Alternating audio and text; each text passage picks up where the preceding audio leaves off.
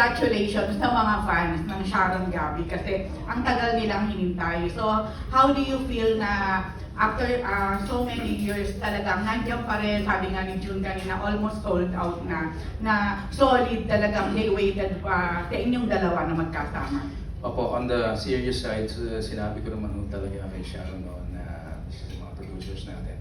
I'm excited to do this show more for the fans kasi sila naman talaga ang nag-umpisa sa amin. And kahit na wala akong kitain dito, mas maganda kung maibalik natin sa kanila. At sinabi ko rin yun.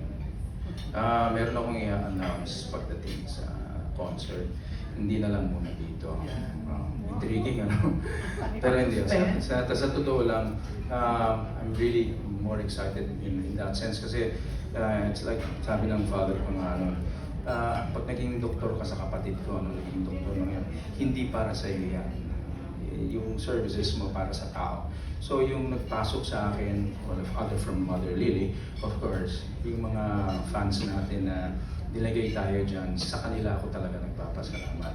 And of course, yung acting mo or yung kakantahin mo, yun dapat pagtsagaan mo talaga kung gusto mong tumagal dyan. Pero talaga, talagang sa kanila talaga ako nagpapasalamat. And of course, sa inyo, mga reporters, mga vloggers, mga sponsors.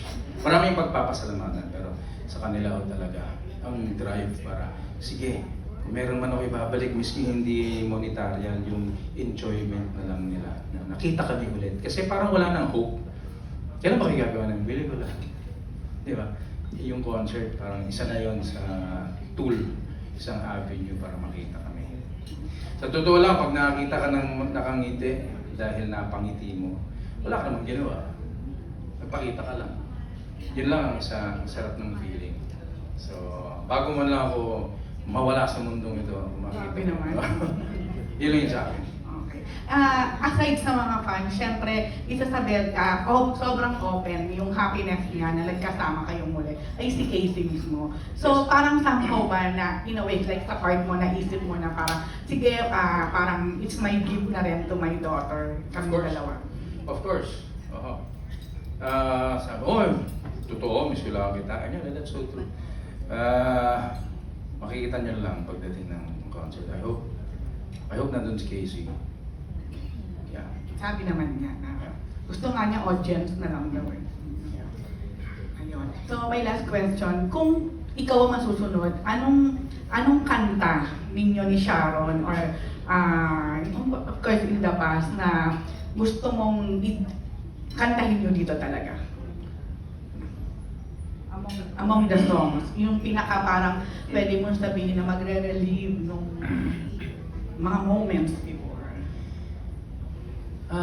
Marami yung kanta talaga na magaganda. In fact, kakantahin namin based dun sa nakita ko sa script. And mamimili pa kami doon. Pero if we can sing all of that, yeah, we would like to sing that. Especially mga kanta ng 80s, talagang sapol sa puso talaga. So, meron doon, hindi ko masabing isang kanta lang. Pero i-announce ko doon bago ako kumanta. Yung kanta ko sa gusto. Dahil nung nasa Amerika ako, yun ang kinakanta ko. Come what may. na nakakaalala sa nakaraan. Come what may daw. Okay. Last na lang, bakit pala Dear Heart? Although syempre alam namin na sa mga una. Yun ang una namin ginawang pelikula.